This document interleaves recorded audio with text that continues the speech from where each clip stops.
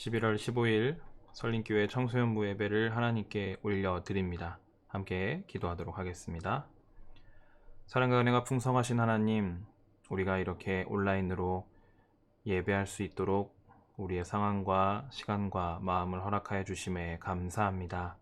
우리 청소년부 친구들, 비록 교회에는 함께 모이지 못하지만 각자의 삶의 자리에서 주님 함께 하심을 느끼며 살아갈 수 있도록, 그리하여서 더욱더 감사하는 삶이 될 수 있도록 아버지, 그들의 삶 자리자리마다 찾아와 주세요. 이 시간 함께 말씀 나누려고 합니다. 말씀을 통해 우리가 더욱더 세임 얻게 하시고, 또한 말씀 붙들고 살아갈 때 우리가 넘어지지 않도록, 또한 무너지지 않도록 주님 함께 하여 주세요. 이 모든 말씀 사랑이 많으신 예수님의 이름으로 감사하며 기도드리옵나이다. 아멘. 반갑습니다. 네, 잘 보이나요? 항상 목사님 개인 노트북으로 영상을 촬영했었는데, 오늘부터는 우리 교회에 있는 그 유튜브 스튜디오를 활용해서 한번 화질이 좀 더 나아진 버전으로 영상을 찍어서 지금 여러분께 함께 예배를 하고 말씀을 나누고 있습니다. 어떤지 모르겠네요. 나중에 시간 될 때 댓글 달아주면 너무 좋을 것 같습니다. 오늘 말씀입니다. 미가서 4장 6절인데 목사님이 대표로 읽도록 하겠습니다. 나 주가 선언한다. 그날이 오면 비틀거리며 사는 백성을 내가 다시 불러오고 사로잡혀 가서 고생하던 나의 백성을 다시 불러 모으겠다. 아멘. 오늘의 설교 제목은 그날이 오면이라는 제목입니다. 실은 오늘 본문에도 나왔던 단어이기도 하죠. 여러분들은 만약에 내 인생에 있어서 가장 행복했던 하루로 다시 돌아갈 수 있다면 언제로 다시 돌아가고 싶으신가요? 목사님은 33년 인생 중에 내가 가장 행복했던 하루로 돌아간다고 한다면 2009년 11월 10일로 돌아가고 싶어요. 뭐 빼빼로 데이이기도 하고 농업인의 날이기도 하지만 2009년 12월 11일 목사님이 전역을 한 날이에요. 벌써 올해로 11년 11주년이 되었네요. 군대에서 1년 11개월의 군생활을 마치고 전역했던 날, 그 날로 한번 다시 돌아가 보고 싶다는 생각을 한 적이 있어요. 너무나 행복했던 날이기 때문에 그랬었습니다.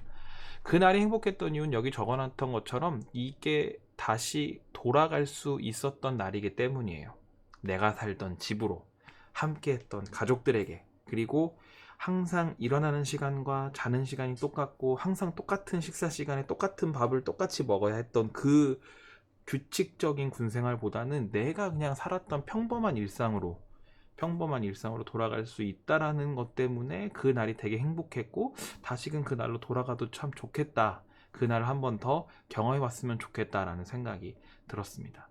돌아갔던 날 이유를 한 이유가 있어요. 실은 오늘 본문에도 그날이 오면이라고 하면서 돌아갔던 날, 돌아가고 싶은 날에 대한 이야기를 합니다. 근데 실은 그 날이 두 종류예요.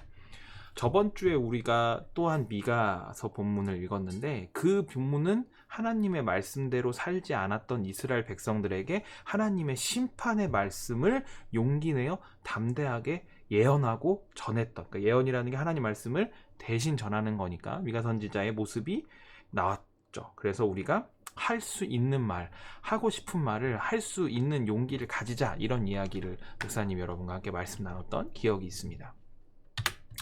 이 말씀이었죠. 그러므로 나 주가 말한다. 내가 이 백성에게 재앙을 내리기로 계획하였으니 이 재앙을 너희가 피할 수 없을 것이다. 너희가 거만하게 걸을 수도 없을 것이다. 그처럼 견디기 어려운 재앙의 때가 될 것이다. 그날이 오면, 여기서 그날이 오면이 한 번 나옵니다. 사람들이 너희를 두고서 이러한 풍자시를 지어서 읊을 것이다. 슬픔에 사무친 애가를 지어서 부를 것이다 하면서 미가서 2장 3절에서 5절에 재앙이 함께하는 그 날에서 너희가 겪을 일들을 이야기합니다. 이스라엘 백성들에게. 이 날이 좋을까요? 이 날, 재앙과 함께하는 날, 그 날이 기다려지진 않을 것 같고 그 날로 다시 돌아가긴 싫을 것 같습니다. 그러나 미가 선지자는 심판의 말씀만 전하지 않고 희망의 말씀 또한 전했습니다. 오늘 본문 볼까요? 미가서 4장 6절입니다. 나 주가 선언한다. 그날이 오면 비틀거리며 사는 백성을 내가 다시 불러오고 사로잡혀 가서 고생하던 나의 백성을 다시 불러 모으겠다. 여기서도 그 날이 오면이라고 해서 어떤 날에 대한 이야기를 합니다. 앞에서 얘기했던 날은 하나님의 뜻대로 살지 않았던 이스라엘 백성들, 너희 지금처럼 그렇게 살면 하나님께서 심판을 내리시고 고통받는 날이 올 거야 라고 얘기하는 예언입니다. 그러나 이 본문에서 얘기하는 그 날은 조금 느낌이 다르죠. 그 날은 실은 어떻게 하면 우리가 하나님께로 다시 돌아갈 수 있는 날일까? 하나님 안에서 자유와 평안과 기쁨을 누릴 수 있는 날일까에 대한 이야기예요. 다시 그 본문을 보게 되면 이렇습니다. 그 날이 오면 어떻게 된다고요? 비틀거리며 사는 백성, 그러니까 힘들고 고통받고 있는 백성들을 하나님께서 다시 불러오시겠다라고 이야기하는 거예요. 그리고 사로잡혀 가서 고생하던, 그 당시 이스라엘 백성들이 노예 생활도 하고 있었는데 그 백성들을 다시 불러 모으겠다고 하나님 말씀하시는 겁니다. 그 날이 오면, 앞에서 얘기했던 심판의 날이 아니라 하나님이 다시 너희를 돌아오게 하는 날, 다시 불러오는 날이 찾아올 것이라고 미가 선지자가 이렇게 말씀을 또한 전하고 있는 것을 보게 됩니다. 중요한 것은 그겁니다. 우리는 과연 어떤 날로 돌아가야 합니까? 재앙이 가득한 심판의 날로 돌아가야 할까요? 아니면 하나님이 다시 불러와 주시고 함께 기쁨으로 예배하고 삶을 살아가는 그 날로 돌아가야 될까요? 쉽게 얘기해서 목사님이 다시 군대로 돌아가야 할까요? 아니면 군대가 아닌 목사님의 평범한 일상으로 돌아가야 할까요? 실은 답은 정해져 있어요. 나의 일상, 나의 소중했던 삶, 또한 하나님과 함께하는 삶으로 우리는 돌아가야 합니다. 그렇다면 우리는 어떤 그 날을 살아가야 할까? 실은 이게 굉장히 중요합니다. 심판의 날도 언젠간 찾아올 것이고 회복의 날도 언젠간 찾아올 것인데, 그렇다면 지금 우리는 오늘을 어떻게 살아야 되냐? 그것이 우리에게 가장 중요한 이야기인 것이죠.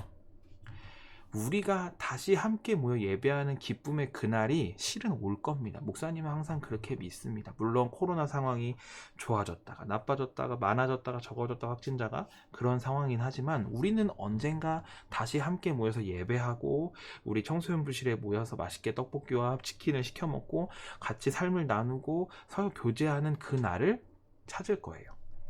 그 날을 우리가 기다려야 합니다.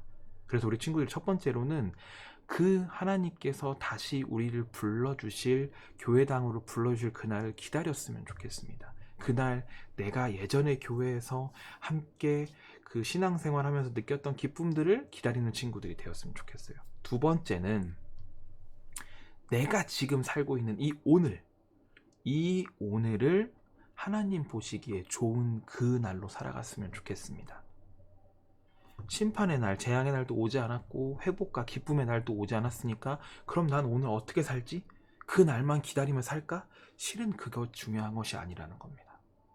미가 선지자가 좋은 날과 나쁜 날, 심판의 날과 축복의 날을 둘 다 얘기했던 이유는 이스라엘 백성들이 어떻게 앞으로 살아가냐에 따라서 너희들이 선택하고 너희들에게 찾아오는 날이 다르다는 이야기예요.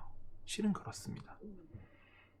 어떻게 지금 오늘을 살아가느냐에 따라 실은 우리가 앞으로 누릴 그 날은 하나님과 함께하는 기쁨의 날, 돌아갈 수 있는 날이 될 것이라고 생각합니다. 그래서 우리 친구들이 지금 이렇게 온라인으로 목사님 얼굴을 보고 어쩔 수 없이 줌으로만 모여서 대면하지 못하고 있지만 여러분들 삶의 자리에서 기쁨의 날을 살아갔으면 좋겠습니다. 하나님과 함께하는 삶, 그리고 그 하나님을 통해 기쁨의 삶을 누리고 그 가운데 그러한 삶이 모이고 지나서 언젠가는 우리가 함께 모였을 때 예배하는, 함께 교제하는, 교회 안에 함께 모일 수 있는 그러한 기쁨의 날을 우리가 온전히 누릴 수 있는 우리 그러한 청소년부 친구들 되기를 목사님이 항상 기도하고 있겠습니다. 광고를 좀 보도록 할게요. 첫 번째 광고입니다. 어려운 상황에도 예배를 함께 드리는 여러분을 진심으로 환영하고 응원합니다. 우리 눈에서 멀어졌지만 마음은 멀어지지 않았으면 좋겠습니다. 목사님 전화하면 전화도 잘 받아주고 카톡도 잘 받아주고 시간이 될 때마다 같이 좀 삶을 나누는 시간들을 가졌으면 좋겠습니다.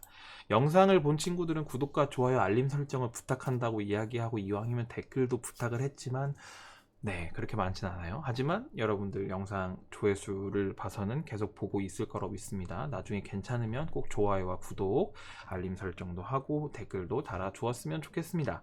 세 번째 광고. 다음 주까지 시간이 되는 친구들은 오후 2시쯤에서 만나도록 하겠습니다. 그래서 어떻게 살았는지, 오늘 말씀은 어땠는지 여러분들 생각과 마음을 나누는 시간을 가지도록 하겠습니다. 많이 여러분들이 보고 싶습니다. 마지막 네 번째.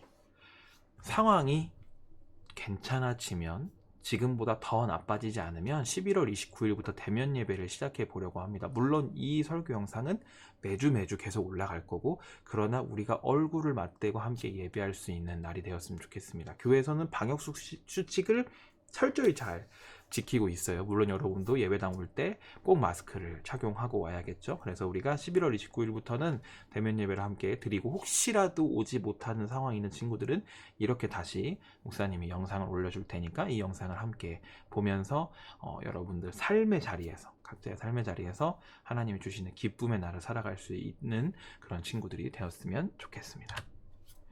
네, 목사님이 축도함으로 예배를 마치도록 하겠습니다.